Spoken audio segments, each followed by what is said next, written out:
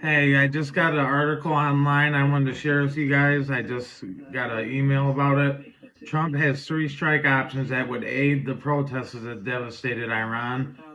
It's on Fox News Channel. It's an article by Rebecca Grant.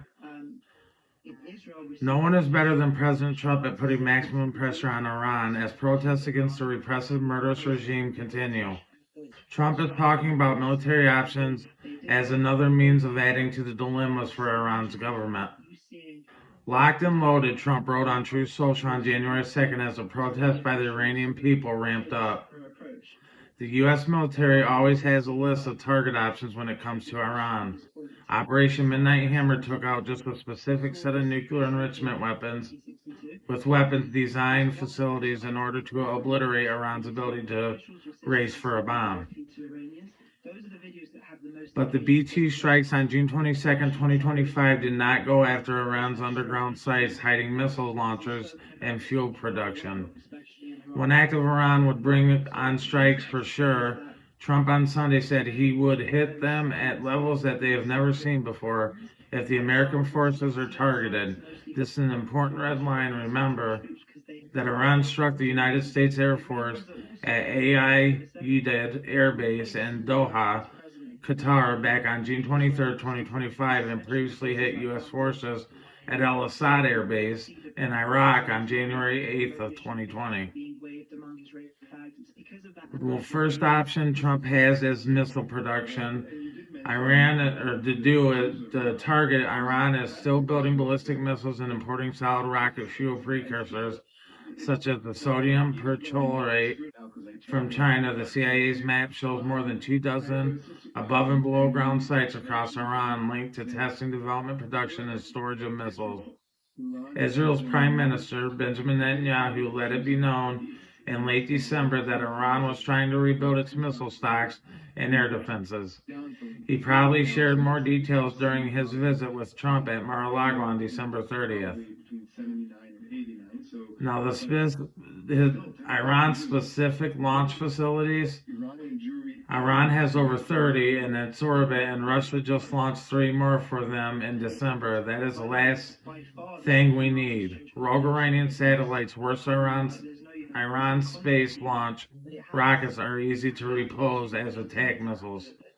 Iran popped an undeclared ballistic missile out of their Amman Khomeini spaceport back in September.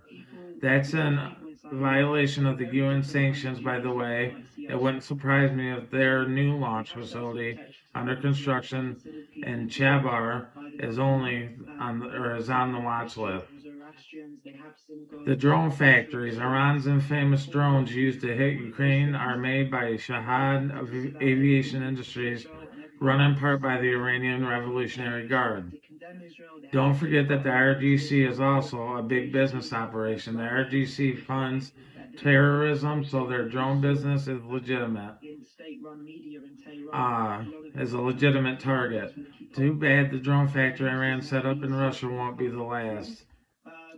Any operations briefed to the president will come with extensive evolutions of ways to prevent collateral damage or inadvertent civilian deaths.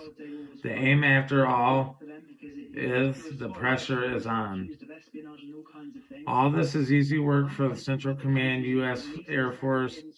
15E fighters led strikes on ISIS targets in Syria on Saturday, and additional Air Force F-35s, F-16s, and B-2 and B-1 bombers could augment the packages alongside U.S. Navy destroyers and the submarines with Tomahawk land attack cruise missiles. Now, what about the world's reaction? Like France, Germany, and Great Britain are already on record condemning Iran's dubious space launch activities. Missiles from Iran can reach southern Romania, designed to track missiles launched out of Iran. As corollary to the White House briefing, the president will be informed of the defensive postures of U.S. forces in the Middle East. Tipped by U.S. Space Force, U.S. Navy destroyers used in Standard Missile SM-3s to kill several Iranian missiles in 2024 and will be ready to do the same again. No doubt most Americans would love to see the end of the Ayatollah Khomeini's tyranny. Until that day comes, Trump's prudent course may be to make sure Iran's military capabilities are broken into millions of pieces. Now, if they actually launch and attack these sites, it'll basically cripple Iran from ever regaining control again. Uh, then it'd just be a matter of time before like the civilians in any nation states like the US or Britain or England or whatever. Same thing, sorry. But basically, if they came in to the aid of the protesters to sweep out the regime and start anew, I guess my whole goal is to just keep informing you on this story and just pray for the Iranian civilians that are fighting courageously for everything their life basically. They're trying to get their life back that they had 47 years ago when this Islamic extremist group took over their country. May God bless them, and may God bless the United States of America when it comes to aiding them. I hope President Trump does what's right, and I hope to see that the Iranian people are free and have their country back. Thanks for watching. Until next time, bye.